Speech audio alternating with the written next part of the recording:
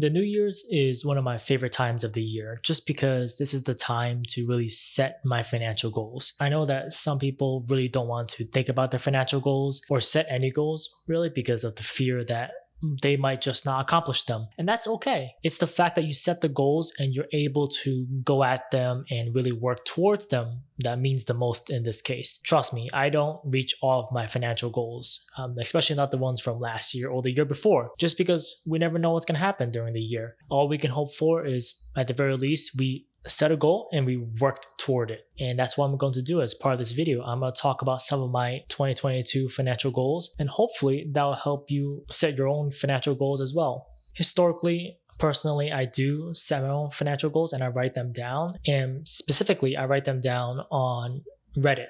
The personal finance subreddit has a thread for financial goals every year, starting in 2016. When I graduated in 2017 was when I started writing down my goals every year. But generally speaking, that's where I went to write down my financial goals, and the next year I would look back on the previous year and check up on it and see if it aligned with what I was going for and where I wanted to be. Another great thing about this is that you can actually see what everyone else's financial goals are. You don't want to be isolated coming up with goals that might not be realistic for where you are in life, or you might need ideas, right? Maybe you don't know where you want to go with your financial life and you're just saving money for retirement, right? And looking at how other people do it is one great way to get a good idea about what you might be looking for and how to work toward it. My first financial goal that I think everyone should probably share in is increasing my salary.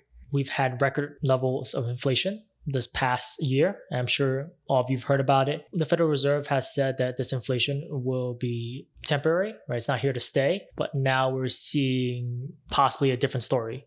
Right now we're seeing the Federal Reserve saying that they're going to raise interest rates in an attempt to stop inflation. And if you felt your rent go up, if you felt your groceries cost more, if you felt gas prices increasing, it's all a form of inflation where the dollar that you earn today is worth less tomorrow, right? Inflation is making that happen, and you really need to think about how you can make more money, right? That's the best way to combat inflation, is to make more money. So conventional wisdom states that you should aim for 2%, right? The Federal Reserve aims for 2% in inflation. You should aim for 2% if you just want to keep your salary the same and your spending power the same every year, right? If you're not looking to increase your spending power, that's where you want to be. Obviously, some of us don't even get 2%, so that's not great. And you have to really ask for it. My goal is to get at least above an 8% raise. If my manager is watching this right now you know what I'm aiming for, at least an 8% raise. Obviously, I'm saying at least, so that's the key word for all of you out there. It's good to set a goal, right? What exactly are you looking for? And how much are you planning to increase your salary by? And you can do this through various methods. Asking your current employer, leaving a job, or negotiating, right? So there's a lot of things at play here. Your approach will differ depending on where you're coming from and what industry you might be in. The next goal that I have actually is related to the condo I recently purchased, right? A lot of people will talk about the fact that when you buy property, you actually need a separate fund for that property. And many people call it the house fund. Now, this is important because a house is a physical structure, a condo as well, it's a physical structure, and it will deteriorate over time. Many things in a home will break over time, right? It will need a new coat of paint, your boiler might break, your appliances might break, maybe you want to redesign your kitchen, right? Maybe you have a leak in your ceiling. There's a lot of things that can happen over time as the structure deteriorates. So in a way, you have to plan for that, right? You know for a fact your house is going to have problems. Like, that's an undeniable fact. There's no amount of house inspections you can do to prevent that. It's just going to happen. And to account for that, you need to save money, right? To save for those costs. A lot of people recommend having somewhere between 1 to 3% of your home price saved up for emergencies related to the home. And in my case, since my home is roughly around $400,000, I have to save 1 to 3% of that. Right? So the goal is to save 1 to 3% of that divided by 12 every month. Right, so over the course of a year, I'll have saved up enough for 1 to 3%. And if I ever need to repair or improve the home, I'll just pull from the house fund. And if you're curious, I am saving this in a Discover savings account, which is also a high yield account. If you don't know what a high yield savings account is, please look it up. it's going to make a big difference in your life and how you approach saving money, especially when inflation is accounted for. So my third goal is actually about savings rate. And savings rate is a very interesting idea and a subject just because it can be calculated in many ways. But my goal is to aim for at least a 40% savings rate for the year of 2022. Now, the formula for a savings rate that I plan to use is very simple. It's gross income minus your expenses divided by your gross income. Pretty straightforward.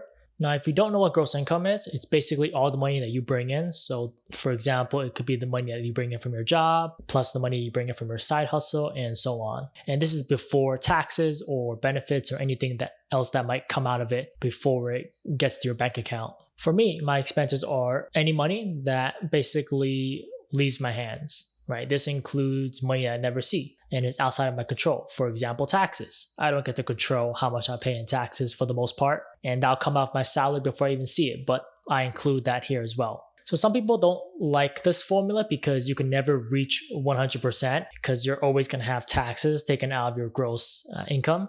That basically means that you're always going to be short of that 100%. So the formula will vary largely depending on who you ask and what they're looking to accomplish. In some cases, some people might even say instead of your gross income, why not do your take-home pay? Because your take-home pay is what you can actually control. You can't control your taxes, you can't control the health benefits that your company offers, right? That's completely outside of your control. But what you can control is the money that enters your bank account, how you choose to spend that for rent, groceries, entertainment, and that's all going to depend on you. And that will give you a better idea about how much you can save based on things within your control. So this is very interesting because my average savings rate each month for 2021 was 19%.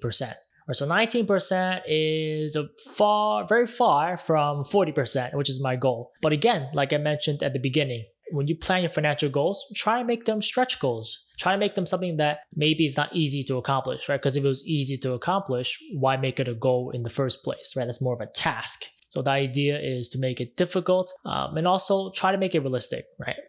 I'm saying 40%, but this year was 19% on average because I bought a home. I had to pay for a lot of expenses when it comes to buying a home, when it comes to closing costs, when it comes to furniture, right? Those were huge expenses that took a chunk out of my paycheck every month.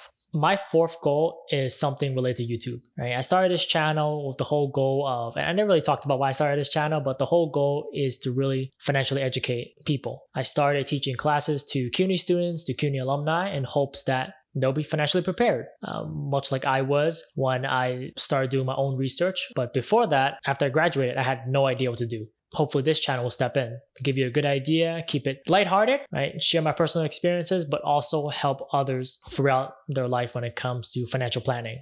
So my fourth goal is I want to try to get to 100 subscribers. Right now, I'm like pretty much halfway there. And if you're not subscribed, subscribe so you can help me get to that 100. I know it's a modest goal because I have no idea what to expect in 2022. I just know that I want to keep making these videos to help other people out.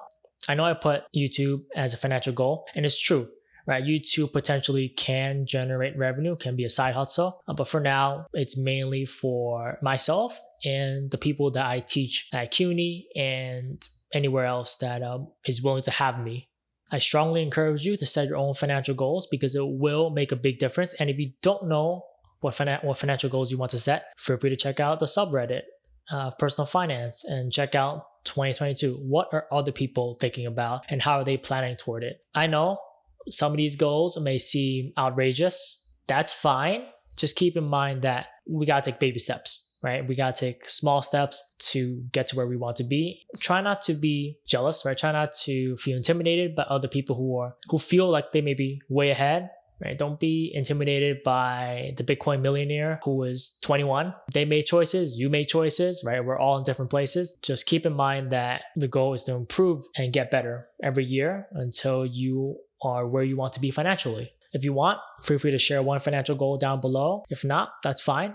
Right? Keeping it private is fine as well, as long as you write it down, keep a mental note of it, and know exactly what you're aiming for and make changes, right, in your habits and behaviors to achieve that. Thanks for watching, and I hope to see you in 2022.